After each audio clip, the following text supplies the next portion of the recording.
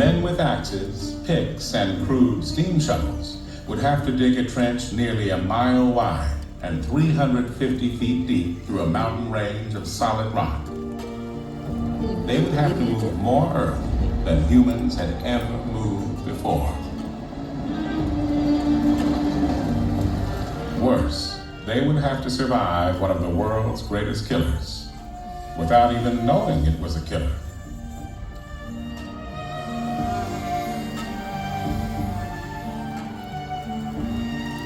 Nine years of rain, mudslides, stubborn jungle, and disease defeated the French. As many as 20,000 died. The waters of Panama washed away their dream.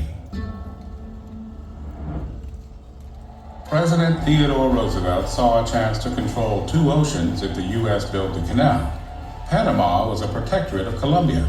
When a deal with the Colombians failed, Roosevelt sent a U.S. gunship to support Panamanian patriots. The revolution took one day, November 3rd, 1903.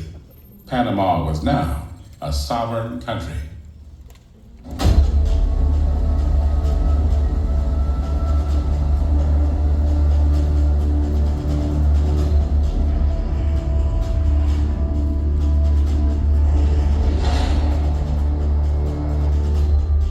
Engineers of more than 100 years ago devised a way to sail huge ships through the wilds of Panama.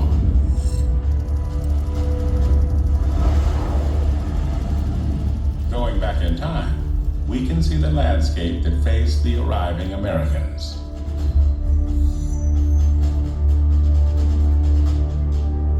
They realized that their biggest challenge was the turbulent, flood-prone Chagres River, which could wipe out their work.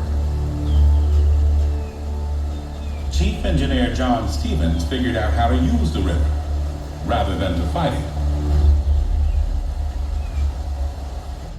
Instead of digging a sea-level canal, he could dam the Chagres. Ships would sail across Panama on a lake. The Americans wouldn't need to dig through the entire country.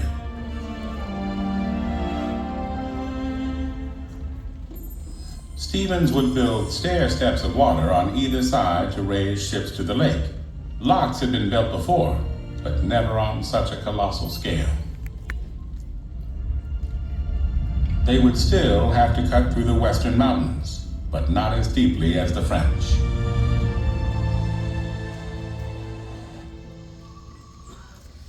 He recognized that his diggers needed a reliable train system to carry the dirt away.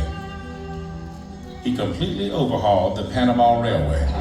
The Americans had a plan now. But they could not succeed until they stopped the diseases killing workers. The mystery was, what caused yellow fever and malaria? Most believed they came from poisonous vapors in the rainforest. But an American doctor named William C. Gorgas knew that recent research identified two kinds of mosquitoes as the disease carriers.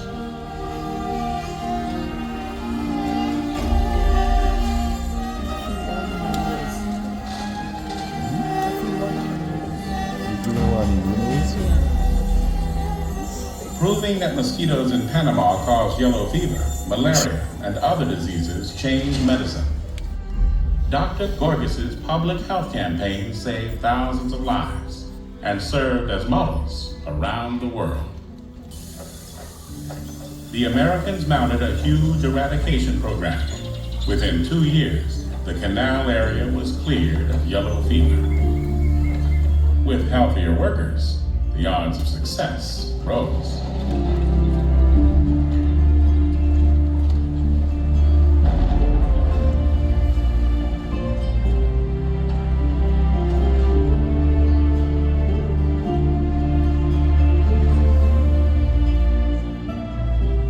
Mishaps and difficulties continued, but so did progress.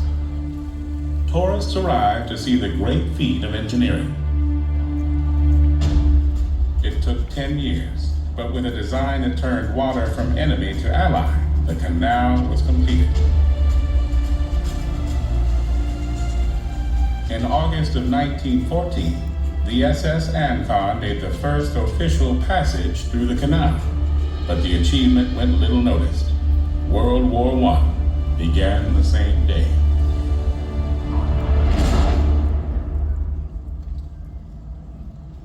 More than 1 million ships have passed through since. The canal changed global shipping, cutting the trip between the Atlantic and Pacific by 8,000 miles and 3 weeks. It's one of the most famous places on Earth. But few of us understand how the Panama Canal works. The trip starts with tugboats guiding a ship through a channel to the first lock.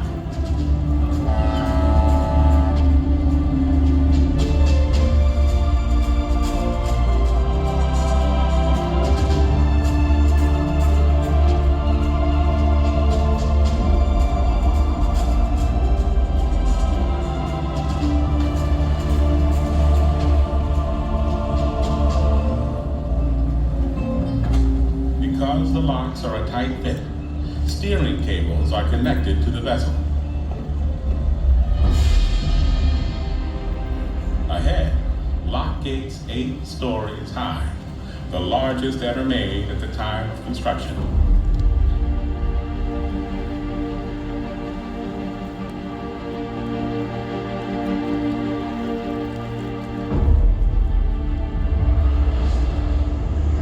Simple and ingenious, they are based on a Leonardo da Vinci design from the 15th century, with double doors sealed shut by water pressure.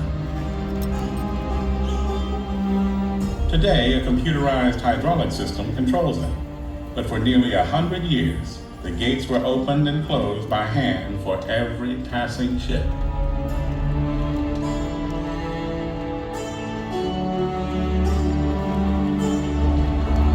Cleverly, the gates were built hollow.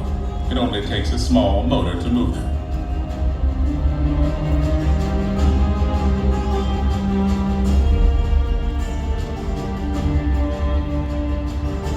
Ships sail through under their own power, but steering is another matter.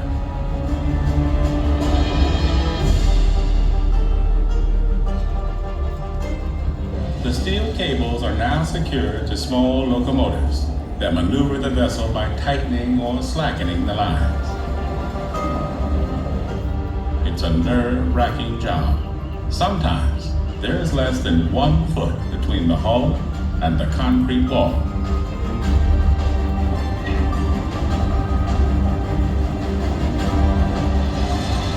Some people call locomotives mules, after the animals that worked early day canals.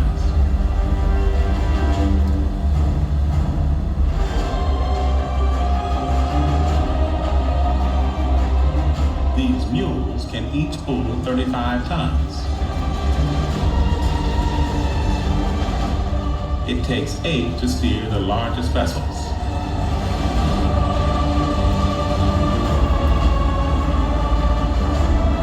To keep things simple, only the pilot speaks.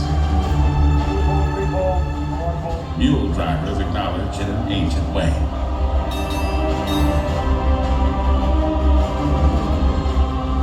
When a ship is in the chamber and the gates are closed, water races in, millions of gallons, all of it coming from the lake in the middle of the canal. And all of it moved only by gravity. There's not a single water pump in the Panama Canal.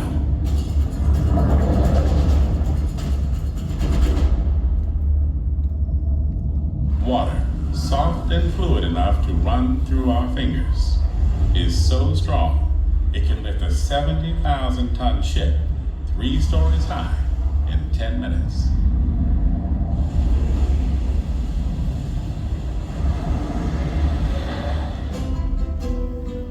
Water even supplies the electricity that powers the gates and valves and the locks. It comes from turbines in the original dam that made the canal possible.